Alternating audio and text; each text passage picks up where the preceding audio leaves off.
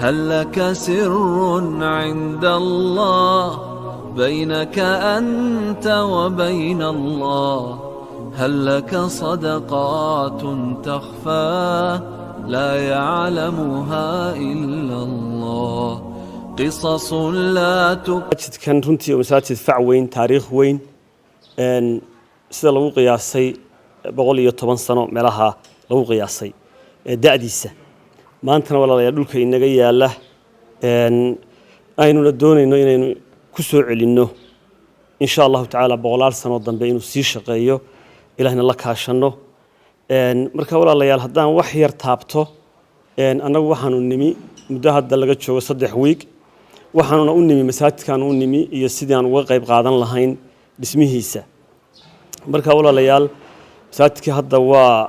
shaqeynaya waa la bilaabay dhismihiisii shirkadaas ku qoran dhawarka ku qoran ee barako ayaa ku guuleysatay oo runtii shirkad khayr badan oo masaajid badan ku guuleysatay haddana wuu bilaabay masaajidkii oo dhismihiisii wuu socdaa marka walaalayaal waxaynu isugu nimi oo culimada gobolka Togdheer aan isugu yeernay yoomkan maanta ah inaan idin la socodsiino masaajidka iyo wixii hadda uu qabsoomay iyo halka uu marayo walaalayaal qiimeynta masaajidka lacag ahaan waa $367,000 $367,000 waxaan walaalayaal bixinay oo fayskii hore ah 111 ayaanu bixinaa wuxuuna u qaybsami doonaa sida aanu shirkadda kula heshiinay 3 fays oo dambe marka walaalayaal sida la ajligeed waxaan doonaynaa inaan ka qayb qaadanno dhammaanteenba dhismaha masaajidka oo runtii maanta halka uu taagan yahay markaynu eegno meel wanaagsan maraya muddo hadda sanad iyo dhowr bilooda masaajidku dhulku yaalay oo uu dunsanaa horumarna lagama gaadhin masaajidka in la socodsiiyo marka go'aan ayaanu gaadhnay inaanu nimaadno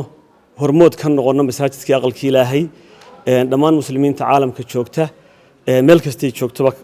maaragtay ay ka soo qayb qaataan oo inagala wada qayb qaataan marka walaalayaal waxaan dib ugu dhiganayaa hadalkayga maadaama salaadintu sooman tahay oo ay tegayaan faahfaahinta dheeraadka ah ama ragga iga dambeeya ay faahfaahin doonaan inuu aan idiin sheego in kontraagii shirkadaas ku guuleysatay dhismihii bilaabmay meel wanaagsan marayo fillaahi alxamdu fayskii horena inaga baxay oo shirkadii aan ku wareejinay lacagtii haddana dhismihii socdo marka walaalayaal dhammaan culimada Togdheer iyo dhammaan muslimiinta kale meel kasta ay kala joogaanba waxaanu ka codsanaynaa inay ka soo qayb qaataan dhismaha aqalka Ilaahay nabiga sallallahu alayhi wasallam waynu ognahay man bana lillahi masjidan bana Allahu baytan fil janna waydinkii garanaya dhammaanteenba wada garanaynaa qof kasta oo caalamka kala jooga khaasatan Soomaaliya meel kasta ay kala joogto iyo dhammaan muslimiinta kaleba waxaanu ka codsanaynaa inay ka soo qayb qaataan dhismaha masjidka oo bilaabmay runtiina meel fiican maraya waxaan ku soo koobayaa kelmadayda aad iyo aad baan idinka mahadnaqayaa intiina soo ajiibtay maanta masaajidka dhismihiisa ka soo qaybgalka xafladda walaalayaal dadkoo badan darteed culimada oo qayb badan sooman tahay waxaan warkayga ku soo koobayaa arrinkii meel wanaagsan buu marayaa aan gamca isla qabanno masaajidka Ilaahay aan wada dhisno dhammaanteenba sallallahu ala sayyidina Muhammad waxa weeye 330 mitir iyo bad oo lagu dhuftay 35 mitir iyo bad oo square ayuu masaajidkaasi ka dhismayaa waana masaajid sabada waa masaajid loogu talagalay in fooq sare la saaro waa masaajid fayskiisii hore ay ilmo macallin xirsi iyo waxoogaa kharash oo hore oo ay sii ururiyeen dadkii waddanka joogay isu keeneen oo reer macallin xirsi markaa ay dardar geliyeen si masaajidkaasi uu dhidba isugu taagi lahaa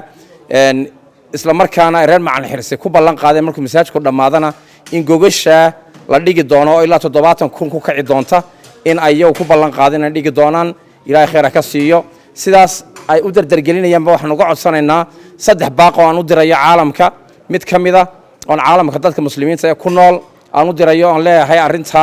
qayb weyn inaad ka door weyn aad ka ciyaartaan ayaa loo baahan yahay 367,000 oo dollar ayaa iminka qiimaha lagu qiyaasay inuu ku kacayo masaajidkaasi ay noqotay way ka badan karaysaa wayna noqon kartaa inta inaynu ku talagalno masaajidka inaynu islaam ahaan cid kasta oo muslina oo ka qayb qaadan karaysa aynu u gudbina taas waa baaqa koobaad. baaqa labaad waxaan u gudbinayaa dalka inta ku sugan maanta ee garanaysa ama masaajidka garanaysa macan xirsi ama garanaysa ama guud ahaanba garanaysa masaajidka Caynaba garanaysa masjid jaamaca ah inay qayb weyn iyaguna ka geystaan oo ay wax alla wixii awoodooda ay gelin karayaanna ay soo geliyaan, wixii hanti ay u hayaanna ay u awoodi karayaanna ay bixiyaan. baaqa saddexaad waxaan u dirayaa culimada Burco oo aanu maanta halkan ugu yeedhnay, hadday maqlayaan kolley intan iminka maanta aan u yeedhnay culimada maanta aan halkan ugu yeedhnay, waxa aan baaqa u jeedinaynaa uu yahay inay xil weyn ay iska saaraan isla markaana ay door weyn ka ciyaaraan masaajidka masjid jaamaca ah ee aynu ka dhisano masjid Caynaba, oo weliba aynu ku tala jirno inuu machadna uu ka dhismo halka mustaqbalka ku xiga, oo machadkaas uu noqon doono fayska labaad isla markaana fays saddexaad uu jiri doono oo jaamacad iyaduna aynu ka dhisi doono insha Allah Caynaba, oo machadka iyo masaajidka iyo jaamacadaasi ay noqdaan jaamacad iyo masaajid iyo machad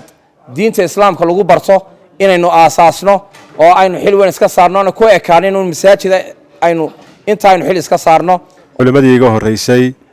masaajidka ku yaala magaalada Caynaba masaajid jaamici ama masaajidadii ugu horeeyayba ah hal qarni wax ka badanna dhisan, baahina ay keentay in dib loo waxa weeye ribeedhimo ama dib loo hagaajiyo oo runtii lacag ilaa 340,000 gaaraysa doolar lagu qiyaasay, boqolkiiba 30 laga hayo, boqolkiiba 70 ay dhiman yihiin. waxaan cod dheer aanu bulshada muslimiinta ah cid kastoo codkayagu gaarayo ama maqlaya ama warkayagu soo gaaray waxaanu ugu baaqaynaa inay khayrka ka qayb qaataan. dadka muslimiinta ah, dadka Soomaaliyeed, ganacsatada, tujaarta, dadka Ilaahay wax siiyay, qof walba $1 qofkii wax ku darsada waxa weeyaan waa sadaqa jaariya. marka yani waxaan u jeedaa uu yeynaa tujaarta uun maaragtay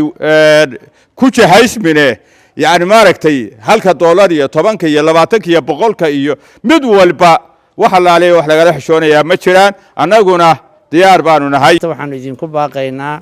annagoo ka tirsan culimadii gobolka Tagdheer gaar ahaan magaalada Burco in aynu ka qayb qaadano masjid jaamici magaalada Caynaba oo 100 iyo dheeraad sano sida uu inooga warramay Maxamed jiray oo imika markaa dib loo dhisayo oo 2 sano muddo ku dhowna dunsanaa inaynu masaajidka af iyo adinba ka qayb qaadano. waxaan aynu halkan aan uga baaqaynaa dadka muslimiinta ah gaar ahaan dadka Soomaaliyeed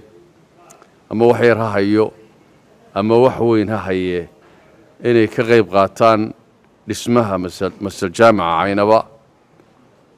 oo imika hawshiisu ay bilaabatay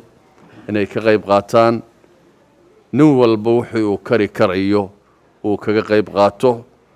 oo halkaa Ilaahay subxaanahu wa tacaala ajar ay kaga doonaan iyo khayr ayaanu dhammaantood ugu baaqaynaa. jaamaca masjidul jaamica madiinatu Caynaba